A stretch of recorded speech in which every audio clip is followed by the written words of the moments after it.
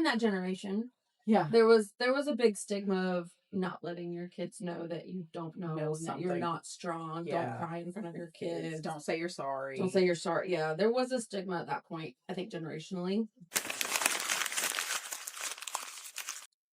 Meanwhile, I was over here being super suspicious of like, you can't answer that question, and I think you're doing it on purpose.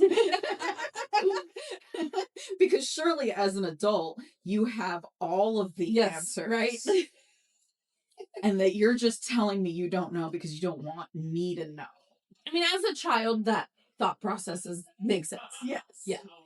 You're always going to think the adults know everything. And you definitely do, and you were definitely not telling me on purpose. You were withholding information from me. And I thought I had to hide that I didn't have all the information.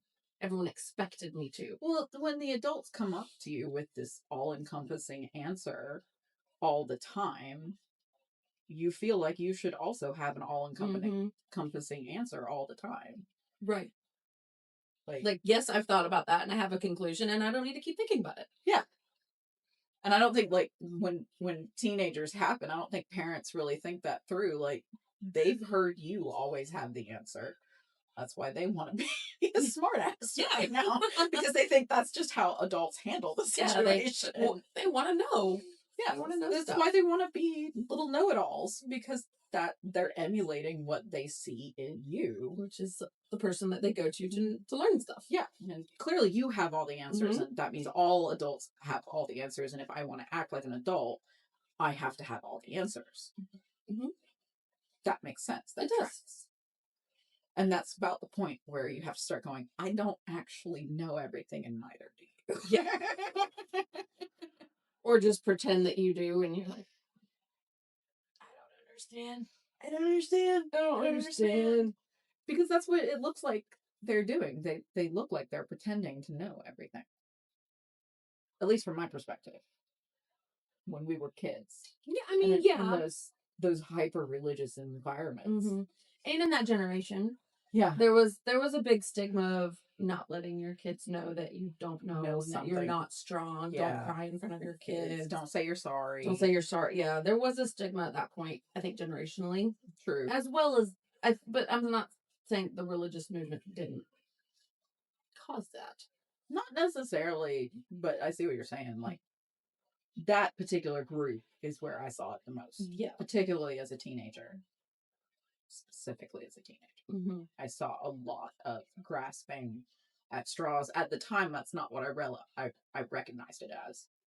At the time, I was still very much convinced that there was some big secret, big key that was going to make all of this make sense, and that y'all just aren't telling me. Which led to me being a very interesting teenager. And I was the same, except instead of there's something you're not telling me, there's something that I don't have that I'm supposed to have, and everybody thinks I have it.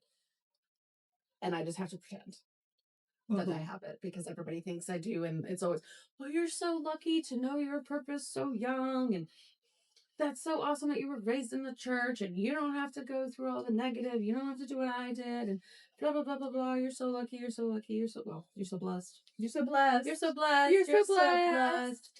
You know, you've been in Sunday school since you were born. You were saved when you were 3. You were speaking in tongues when you were 4.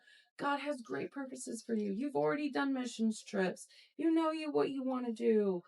God has already showed himself to you. There's nothing else you need in life. Good for you. And I'm sitting here like, yay. But then it fed me into I don't need to learn anything else. So then I did become this hot stuff, even though I didn't know anything. I at least felt confident in what I had chosen. I'm like, I feel confident in dance. I know dance. I felt good at it.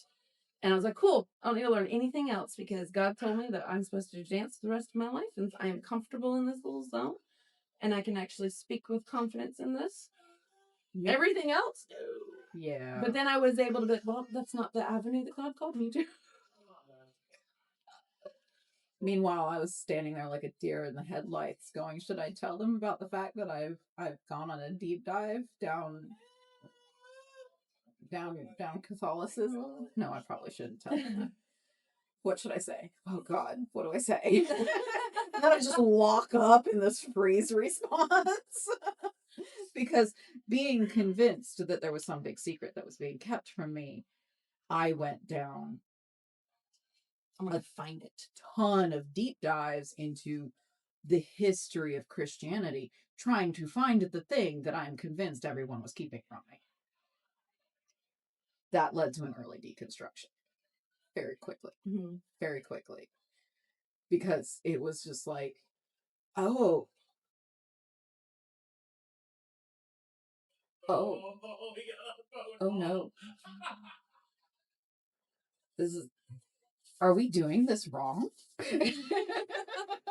Wait, wait, maybe they're not keeping something. Like, I was like 19, 18, 19 was like, maybe